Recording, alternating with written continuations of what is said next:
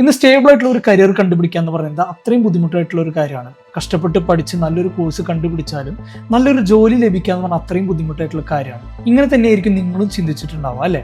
ശരിയാണ്. എന്നാൽ പഠിച്ചു കഴിഞ്ഞാൽ അവസരങ്ങൾ നിങ്ങളെ തേടി വരുന്ന ഒരു കോഴ്സിനെ കുറിച്ചിട്ടാണ് ഞാൻ പറയാൻ പോകുന്നത്. അതാണ് physiotherapy. And today we will see how physiotherapy becomes the one of the most demanded profession.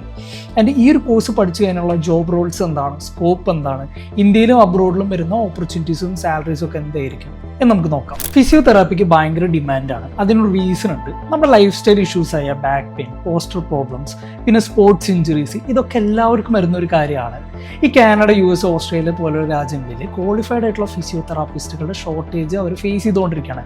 ഇതുകൊണ്ട് നിങ്ങൾ ഹോസ്പിറ്റൽസിലും പിന്നെ റീഹാബ് സെൻറ്റേഴ്സിലും സ്പോർട്സ് ക്ലബിലൊക്കെ നോൺ സ്റ്റോപ്പ് ആയിട്ട് ഹയറിംഗ് നടന്നുകൊണ്ടിരിക്കുകയാണ്.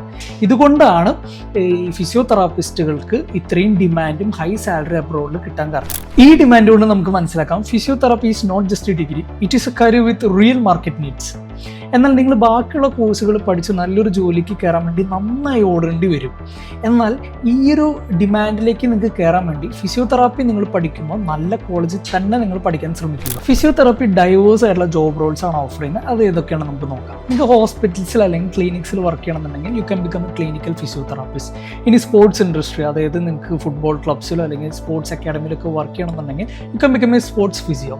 പിന്നെ നിങ്ങൾക്ക് റീഹാബിലേഷൻ സെൻറ്റേഴ്സിൽ റീഹാബ് സ്പെഷ്യലിസ്റ്റ് ആയിട്ട് വർക്ക് ചെയ്യാൻ സാധിക്കും. പിന്നെ വീടുകളിൽ പോയിട്ട് പേഷ്യൻസിനെ ട്രീറ്റ് ചെയ്യണമെങ്കിൽ you can become A home physiotherapist. പിന്നെ ഇതൊന്നല്ല, നിങ്ങൾക്ക് സ്റ്റുഡൻസിനെ പഠിപ്പിക്കണം എന്നൊരു ആഗ്രഹം ഉണ്ടെങ്കിൽ നിങ്ങളൊരു മാസ്റ്റേഴ്സ് ഒക്കെ എടുത്തതിന് ശേഷം റീസെർച്ച് അല്ലെങ്കിൽ അക്കാഡമിക്സിലൊക്കെ ഒരു ലെക്ചറായിട്ടോ റിസർച്ചറായിട്ടോ വർക്ക് ചെയ്യാൻ സാധിക്കും. ഇനി ഇതൊന്നുമല്ല, നിങ്ങൾക്ക് സാലറിയിൽ വർക്ക് ചെയ്യാൻ താല്പര്യമില്ല, നിങ്ങൾക്ക് എന്താ സ്വന്തമായിട്ട് ഏൺ ചെയ്യണം എന്നൊക്കെ ഉണ്ടെങ്കിൽ സ്റ്റാർട്ട് എ ക്ലിനിക്. പിന്നെ ഒരു സോഷ്യൽ മീഡിയയിൽ ഒരു പേഴ്സണൽ ബ്രാൻഡ് ഡെവലപ്പ് ചെയ്തെടുക്കുക, പേഷ്യൻസിന് നല്ല സർവീസ് പ്രൊവൈഡ് ചെയ്യുക.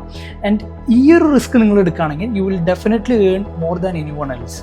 അപ്പോൾ നിങ്ങൾക്ക് ഈ ഇത്രയും ജോബ് റോൾസ് കിട്ടില്ലേ, ഇതിൽ ഏതെങ്കിലും നിങ്ങൾക്ക് ഇഷ്ടപ്പെട്ട ഒരു ജോബ് റോൾ സ്പെഷ്യലൈസ് ചെയ്ത് കഴിഞ്ഞാൽ ഡെഫിനറ്റ്ലി നിങ്ങൾക്ക് കുറച്ചും കൂടി കൂടുതൽ സാലറി ലഭിക്കും. ഫിസിയോതെറാപ്പി എന്ന പ്രൊഫഷൻ നിങ്ങൾക്ക് പ്രൊവൈഡ് ചെയ്യുന്ന സാലറി എത്രയെന്ന് കേട്ടുകഴിഞ്ഞാൽ you will definitely understand how stable this career is.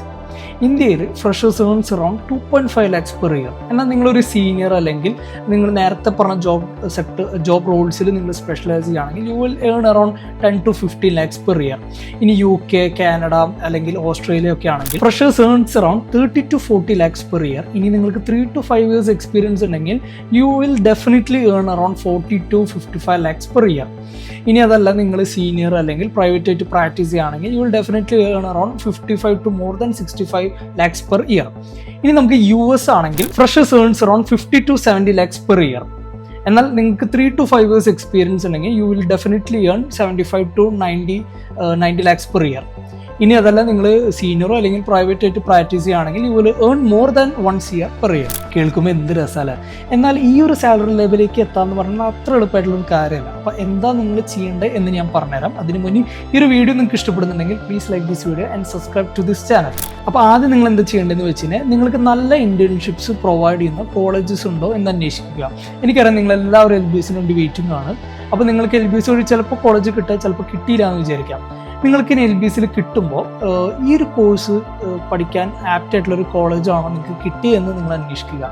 ഇനി അങ്ങനെ അല്ല എന്ന് തോന്നുകയാണെങ്കിൽ ഉടനെ തന്നെ ബാംഗ്ലൂർ അല്ലെങ്കിൽ മാംഗ്ലൂരിൽ നല്ല കോളേജ്, ഈ ഒരു ഫിസിയോതെറാപ്പി കോഴ്സ് പഠിപ്പിക്കുന്ന നല്ല കോളേജിൽ അഡ്മിഷൻ എടുക്കുക. ഇനി നിങ്ങൾക്ക് LBS വഴി കിട്ടിയില്ലെങ്കിലും ഇതന്നെ ചെയ്യുക. ഇനി ഈ ഒരു കോഴ്സ് കംപ്ലീറ്റ് ചെയ്ത് കഴിഞ്ഞാൽ നിങ്ങൾക്ക് ഇഷ്ടപ്പെട്ട ജോബ് റോൾസിൽ സ്പെഷ്യലൈസ് ചെയ്യാൻ ശ്രദ്ധിക്കുക. ഈ ചില ജോബ് റോൾസിൽ ചിലപ്പോൾ മാസ്റ്റേഴ്സ് എടുക്കേണ്ടി വരും, അത് എടുക്കുക. ഇതിനുശേഷം ഒരു 2 to 3 years എങ്കിലും നിങ്ങൾ നിർബന്ധമായിട്ടും ഇവിടെ എക്സ്പീരിയൻസ് എടുക്കുക. കാരണം നിങ്ങൾ അബ്രോഡിലേക്ക് വർക്ക് ചെയ്യാൻ പോകുമ്പോൾ ഈ ഒരു എക്സ്പീരിയൻസ് ഡെഫിനറ്റ്ലി നിങ്ങളെ ഹെൽപ്പ് ചെയ്യും.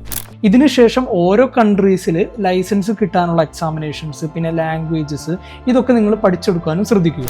എനിക്കറിയാം ഇത് ഇത്തിരി ലോങ് ആയിട്ടുള്ള പ്രോസസ്സാണ്, അത്രയ്ക്ക് ഈസി അല്ല ഈ ചെയ്യണം. പക്ഷേ നിങ്ങൾ ഏതൊരു പ്രൊഫഷൻ എടുക്കുകയാണെങ്കിലും നിങ്ങൾക്ക് ലൈഫിലൊന്ന് അച്ചീവ് ചെയ്യണമെങ്കിൽ ഇത്രയും പ്രോസസ്സിലൂടെ നിങ്ങൾ എന്തായാലും കടന്നു പോകേണ്ടി വരും.